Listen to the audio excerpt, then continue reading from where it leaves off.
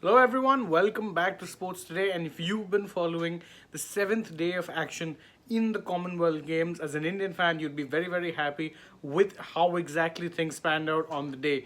Now, obviously, there was an expectation that India would be getting, a good chunk of medals from boxing, and that was exactly what proved to be the case on the day because you had four major boxing events, all four which would guarantee medals, all quarterfinals, and four medals came there. But arguably, the biggest news of the day, of course, comes from Murli Sreeshankar, who ended up winning India's first ever medal or the first male to win a medal in the long jump in Commonwealth Games history. So obviously, that was a major, major accomplishment. He's the first ever Indian man to actually get that. And again, it was a very, very close effort because, as you know, that Sri Shankar ended up getting a time of 8.08 meters, which was or a jump of 8.08 meters, which is exactly the same as the person who ended up winning gold. The only reason he didn't end up winning the gold was not down to the tailwind count, is as initially reported.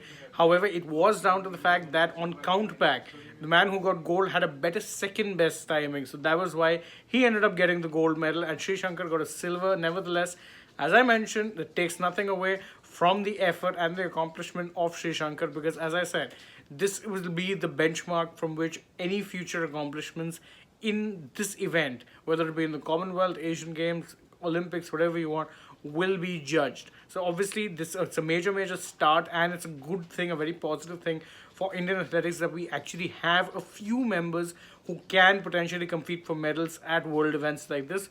Always a great thing. So congratulations once again, of course, to Sri Shankar. But as I mentioned before, this isn't the only discipline that got India medals on day 7.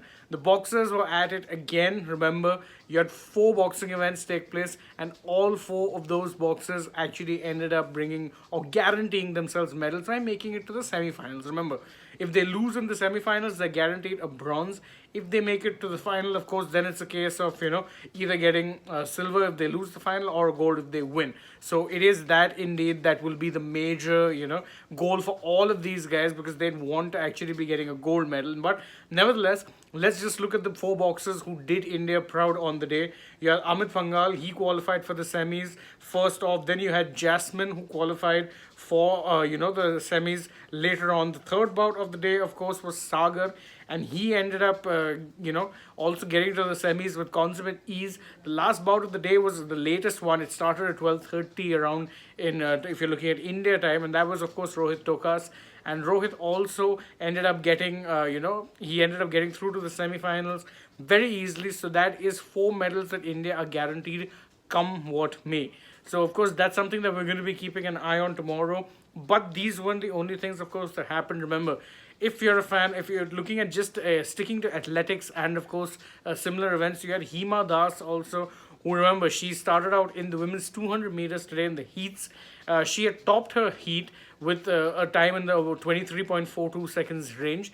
However, one thing that is worth noting with Hima was that she was not among one of the fastest three runners in the heats. Now, of course, that isn't something that should be seen as a major problem because, again, generally speaking, not everyone saves their best for the heats. They'll often keep it for when they reach the semis and the finals. But the fact is that Hema currently was only the eighth fastest runner among all the runners. So, that, of course, that means that as things stand, she'd need to dig a little deeper, find a few more milliseconds to actually be in medal contention. But good start for her nevertheless. It's always good to make a start. The key is, of course, when you're in the heats is to qualify into the semis. She's made that. There's going to be that to keep a track on as well on day 8, so we're going to keep an eye out for that. But the good news is that she's made it to, of course, the semis. So in the 200 meters, women's 200 meters, of course, but it'll be a stiff competition because some of the athletes there are legendary names. But let's keep an eye out, and we're going to be rooting for her anyway. So, of course, when you talk about other sports as well, which is played out, again, remember, the Indian men's hockey team ended their group stage or their pool stage campaign on a high. They ended up beating Wales 4-1, and that was arguably the best result for them because not only did it ensure that they signed off on the group stages with a win, it also ensured that they ended up topping their group. Now, topping the group, of course, has a major advantage. It means you get to play, the team that is finishing second when it comes to the semis. So, obviously, that's a good thing. And the fact is, they haven't actually lost the game yet. They want to carry on that winning momentum. It was a good 4-1 victory against Wales. Again, the only problem with that medal count in that, of with that, the goal difference there was that they ended up conceding one goal late. But that can't be helped, and in the end, it didn't really stop them from actually getting to the top spot. So that's the good thing.